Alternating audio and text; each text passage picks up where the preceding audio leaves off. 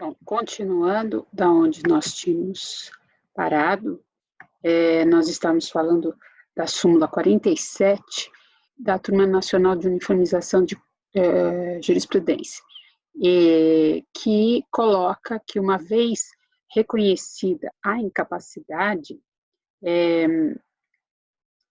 parcial para o trabalho, o juiz deve analisar as condições pessoais e sociais do segurado para concessão da aposentadoria por invalidez. Então, hoje, já ficou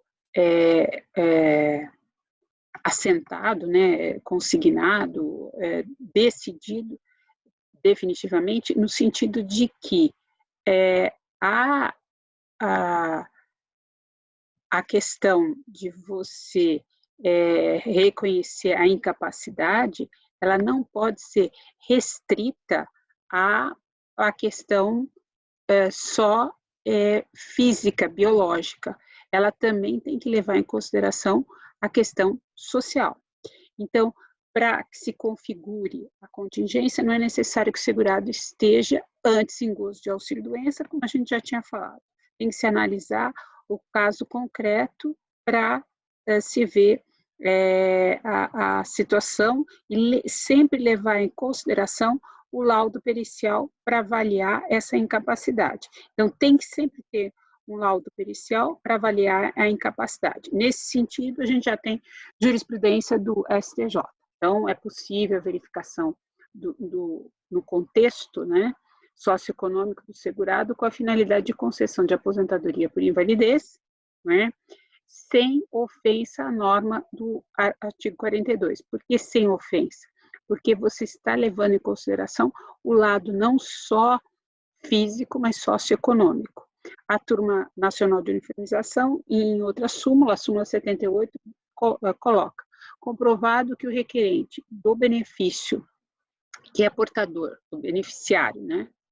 Aqui está o requerente do benefício de aposentadoria, no caso aqui aposentadoria, que é portador do vírus HIV, cabe ao julgador verificar as condições pessoais, sociais, econômicas e culturais de forma a analisar a incapacidade em sentido amplo, em face da elevada estigmatização social da doença. Bom, no caso do HIV, e a gente vai ver, já vimos, quando a gente estudou a questão de carência, que doenças que isentariam da carência do número mínimo de contribuições, a gente viu que o artigo 26 da 8.213 coloca que caberia sair uma lista das doenças. E aí, enquanto não existe essa lista, e nunca foi feita essa lista, nós temos um elenco de doenças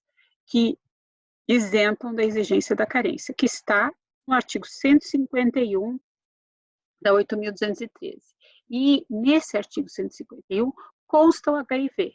Só que não é o fato de constar o HIV que isso já dá direito a obter a aposentadoria, aqui no caso o auxílio-doença também, né? O que pode, no caso agora a gente não fala mais em aposentadoria por invalidez, mas aposentadoria por incapacidade permanente, o que tem que ser levado em conta? Primeiro, tem que ter uma perícia, nessa perícia constatar que a pessoa não tem condições de trabalho. Por outro lado, tem que se também levar a questão do estigmatismo, né? O que essa pessoa está estigmatizada, ela no convívio social, no trabalho, ela não tem mais condições de trabalhar. Isso, no começo do HIV, isso era muito presente. Hoje em dia, com um tratamento muito mais eficaz e as pessoas muito conhecedoras disso, não tem tanto, mas a gente sempre tem que analisar o caso concreto, certo? A contingência, a gente já falou, incapacidade total e permanente, a perícia a cargo do INSS deve comprovar essa impossibilidade de segurado exercer a mesma função ou qualquer outra atividade que lhe garanta a subsistência. E a possibilidade de adaptar-se a outra atividade. Então, Veja, quando a gente viu o conceito de aposentadoria por incapacidade permanente, a gente viu que no conceito consta que não haja possibilidade de adaptar-se em outra atividade. O que acontece na prática? Na prática, pode o perito dizer, olha, ele tem condições não de trabalhar nessa atividade, ele pode trabalhar em outra atividade. E o juiz também pode determinar uma readaptação. Enquanto o segurado estiver fazendo, se for possível, fazendo uma readaptação, ele pode obter não a aposentadoria por incapacidade permanente, mas ele pode obter um auxílio-doença.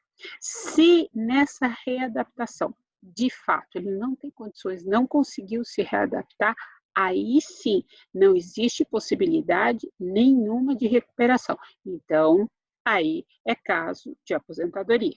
Então, na análise do caso concreto, deve-se considerar as condições pessoais do segurado e conjugá-las com as conclusões do laudo pericial para avaliar a incapacidade, né? O que constitui a incapacidade não é a incapacidade, sim, considerada exclusivamente como tal, na sua realidade biológica, mas a incapacidade declarada, isto é, verificada nos termos legalmente estabelecidos, que nem sempre é exclusivamente médica, como a gente já falou, mas por vezes também socioprofissional. Atividades concomitantes. Lembram-se quando a gente estudou atividades concomitantes? Então, elas ocorrem quando o segurado desempenha contemporaneamente duas ou mais atividades laborais remuneradas, abrangidas pelo mesmo regime previdenciário ou por regimes previdenciários diversos. Isso significa, quando eu falo concomitante, elas são possíveis de serem realizadas, mas óbvio que não são realizadas no mesmo tempo, no mesmo horário, porque senão isso daí seria fraude. Então, elas são possíveis de serem realizadas, desde que sejam em horários diferentes, e aí a gente viu a compatibilidade de poder contar ou não, se estiver previsto na Constituição, quando a gente estudou atividades concomitantes. O que acontece aqui nas atividades concomitantes? A perícia ela tem que constatar que é para todas as atividades concomitantes. Se eu não posso exercer uma atividade, mas posso exercer outra, então não é caso de aposentadoria, é caso de naquela atividade eu receber auxílio-doença. Então, atividades concomitantes, se o segurado exercer atividades concomitantes, a incapacidade total só estará configurada se tiver que se afastar de todas as atividades. Aí vamos ver, o Hermes Arraes, ele faz uma divisão dessas atividades concomitantes. Então, para os segurados que desempenham simultaneamente diversas atividades, de rigor, apurar o alcance da incapacidade se restrita a uma atividade específica. Então, ele chama uma atividade de uniprofissional, abrangente de diversas atividades profissionais, multiprofissional. E, genericamente falando, todas as atividades elaborativas, omniprofissional. Então, verificado o exercício de atividades concomitantes, a concessão de aposentadoria por invalidez será exclusiva à incapacidade omniprofissional. Ou seja, se eu exercer atividade concomitante, tem que ser todas para poder reconhecer a aposentadoria por invalidez. Quem tem direito? Todos. Eu já tinha até falado, são todos os segurados. Com relação ao segurado especial, a gente já falou quem é o segurado especial, aquele que trabalha em atividade rural ou o pescador artesanal. Esses, eles não vão comprovar o quê? Contribuição, eles vão comprovar atividade, atividade laboral, nesse sentido de rural ou pesqueira. Então, para eles também há uma previsão na aposentadoria por incapacidade permanente, tá? Doenças ou lesões pré-existentes. Isso aqui nós temos que tomar muito cuidado, porque a norma é clara. Se você tiver uma doença, uma lesão pré-existente, não vai ter direito. São as que já acometiam o segurado antes de ingressar no regime. Então, a regra é a pré-existência da doença ou da lesão tira do segurado a cobertura da aposentadoria por invalidez. Mas tudo a gente tem que olhar com rigor, não é bem assim categoricamente. Por quê? Vai ter situações em que o segurado ele ingressou, ele é filiado do regime geral ou até do regime próprio, mas a gente só está se falando aqui do regime geral, e ele é portador de uma doença que ele nem sabe ou é assintomática. Só depois de algum tempo é que surge a incapacidade. Em razão do quê? Da progressão, do agravamento da doença ou da lesão. Aqui tem que se tomar muito cuidado com quem? Com quem é contribuinte individual. Se isso eu estou falando assim, estou dando um parênteses aqui, porque o contribuinte individual, ele vai pagando. De repente ele para de pagar e aí descobre que está com câncer. Isso é muito comum na prática. E aí, o que ele resolve fazer? Quando descobre, paga. E quando vai pedir benefício, já voltou a qualidade de segurado, preencheu o requisito. E aí se descobre que, quando ele voltou a pagar, ele já estava com uma doença. Aí nós não estamos falando em agravamento, tá? Por quê? Porque ele já não tinha, ou ele ou ela, não tinha a qualidade de segurado. Então, a gente tem que tomar muito cuidado com essa situação. O que ocorre, por exemplo, tuberculose. A pessoa nasce, tem um problema, doença de Chagas, aliás, também. Doença de Chagas é mais comum porque é um problema do coração, a pessoa tem, sabe, ou talvez não saiba, venha a saber depois de muito tempo, e com o agravamento acaba tendo problemas, né? Não vai poder mais exercer atividade. Então, doenças ou lesões pré-existentes, quem dispõe isso tanto é o artigo 42, parágrafo 2º da Lei 8.213, ou 43, parágrafo 2º do Regulamento 3.048, a doença ou lesão de que o segurado já era portador ao filiar-se ao regime geral, não vai lhe dar direito à aposentadoria por invalidez. Hoje, a aposentadoria por incapacidade permanente, salvo, com exceção, quando a incapacidade sobrevier por motivo de progressão ou agravamento dessa doença ou lesão. O exemplo, aquilo que eu já tinha falado, doença de Chagas. Nesse sentido, ou não nesse sentido, mas outra, e a gente já até falou dessa súmula, né? 78 do juizado, comprovado que o requerente de benefício é portador do HIV, cabe ao julgador verificar as condições pessoais, econômicas e culturais de forma a analisar a incapacidade em sentido amplo, né? A turma Nacional de Uniformização, na súmula 53, também coloca que não há direito ao auxílio-doença ou aposentadoria por invalidez quando a incapacidade para o trabalho é pré-existente ao reingresso do segurado, como se isso já não tivesse na lei. Aí vem a súmula e ratifica. Aquilo que nós já sabemos, a carência. Então, carência para a aposentadoria por incapacidade permanente e para o auxílio-doença é de 12 contribuições. Mas aí a gente vai ter duas situações, e essas duas situações vocês vão lembrar que vai ser repeteco para o auxílio-doença. Então, existe a isenção de contribuições, né, se a aposentadoria for acidentária. E naqueles casos do artigo 151. Então, quando eu tiver uma aposentadoria por invalidez ou uma aposentadoria por incapacidade permanente decorrente de acidentária, no sentido de ela é uma aposentadoria por invalidez de acidente do trabalho, de doença do trabalho, tá? A isenção, não se exige carência. E aquelas doenças que a gente já sabe, que vamos rever do 151. O segurado especial, aquilo que a gente acabou de falar, vai ter que comprovar a atividade campesina, pesqueira, para fins de subsistência sem a utilização de empregados permanentes no período imediatamente anterior ao infortúnio que tornou inválido, para o caso da aposentadoria por incapacidade permanente. Aquilo que eu falei O artigo 151 traz o elenco de doenças e em 2015 foi acrescida da esclerose múltipla, que até está aqui em itálico, né? Está em negrito, né?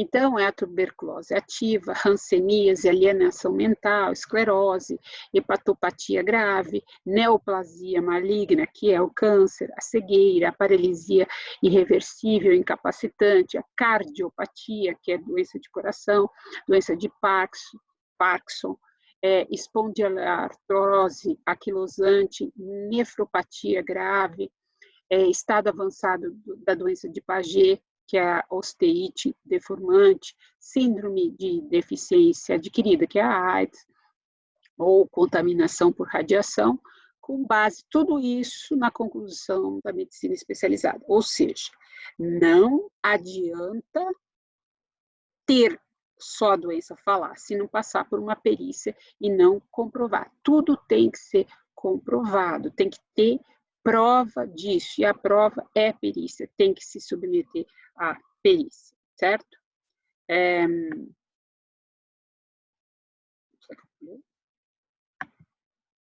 Pressuposto para concessão é a verificação, como já foi falado, exame médico pericial, né, a cargo da Previdência, e se quiser levar alguém da confiança médico, vai ter que pagar. Antes de algumas mudanças, havia a exigência de exames médicos periódicos. Ao contrário do auxílio-doença, que a gente vai ver, mas já estou antecipando, em que, uma vez concedido ou a nível administrativo ou a nível judicial, e aí depois a gente vai ter umas questões nesse sentido, que a legislação recente alterou, o segurado tinha que se submeter a qualquer tempo, auxílio-doença a qualquer tempo. Então, intimou, vai lá, enquanto não tiver, por exemplo, administrativamente concedeu por 1 ano, 2 anos. Passou esse prazo, ele pode ser intimado para fazer uma perícia, óbvio. Na realidade, você tem um prazo estipulado administrativo, um prazo estipulado judicialmente. Então, antes, quando não havia este prazo, poderia ser intimado a qualquer tempo para a perícia. Ao auxílio-doença, nada impede, até para verificar se não existe alguma fraude, alguma coisa. No tocante à aposentadoria por incapacidade, o que se exigia era a realização bienal. Então, nós vamos ver aqui algumas mudanças, né? Então, o que fala esse decreto 3.048 no artigo 46, parágrafo único? Observado, disposto no cargo, o aposentado por invalidez fica obrigado, sob pena de sustação do pagamento de benefícios, a submeter-se a exames médico-periciais a realizar-se bienalmente. Isso não existe mais. Por quê? Porque veio uma medida provisória, foi convertida em lei. Então, aqui nós temos algumas modificações. Então, uma primeira modificação: isento do exame após completar 60 anos. Então, segurado em gozo de auxílio-doença, aposentadoria por invalidez e pensionista inválido, então o pensionista também, né, no caso dele ser inválido, sob pena de suspensão do benefício, submeter-se a exame médico a cargo da Previdência, processo de reabilitação por ela prescrito e custeado e tratamento dispensado gratuitamente. Então, vejam, então o segurado está recebendo auxílio-doença, aposentadoria por invalidez, ou pensionistas, eles estão obrigados a submeter-se a exame médico, né? Ou a se submeter a tratamento que é dispensado gratuitamente. Com exceção, ninguém é obrigado a fazer cirurgia ou transfusão de sangue. Isso é facultativo. Pode ter uma orientação, determinação médica, mas eles não são obrigados a se submeter. Então, o que mudou?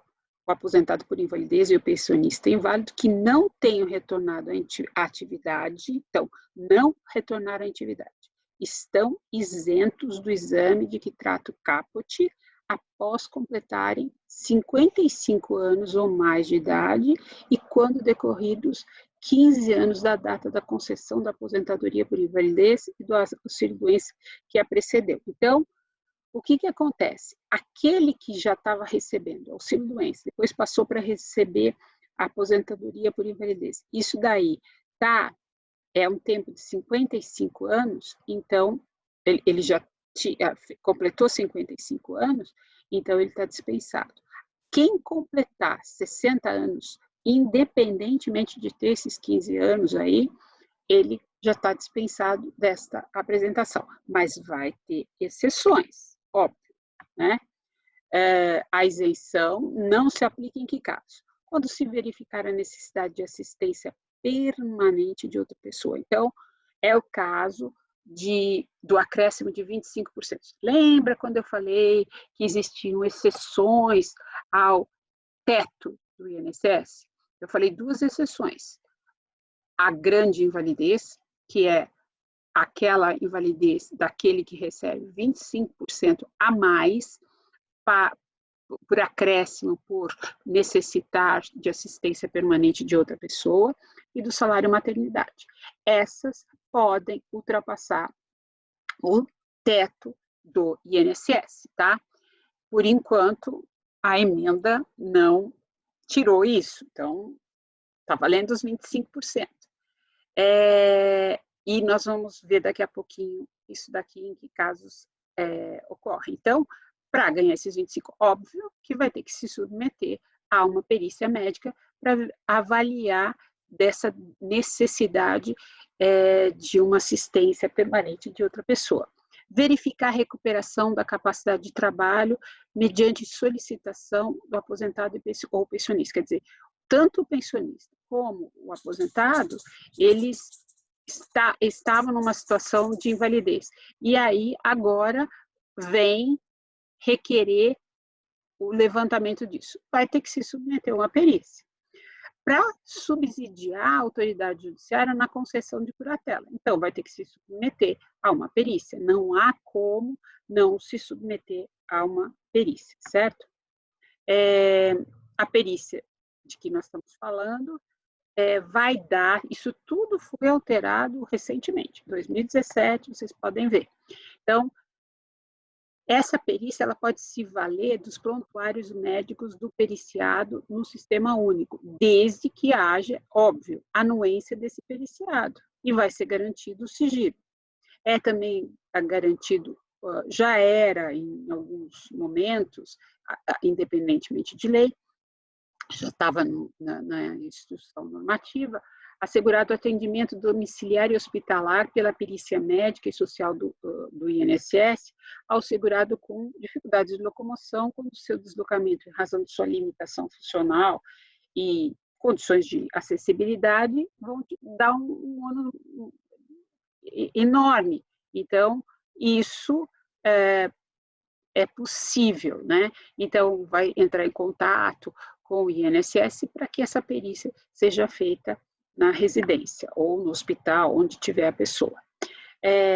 Foi assegurado ao idoso enfermo atendimento domiciliar, que a gente já falou, pelo serviço público de saúde ou serviço privado de saúde, contratado ou conveniado, que integre o Sistema Único de Saúde para expedição de laudo de saúde necessário ao exercício de seus direitos sociais e de isenção tributária, né?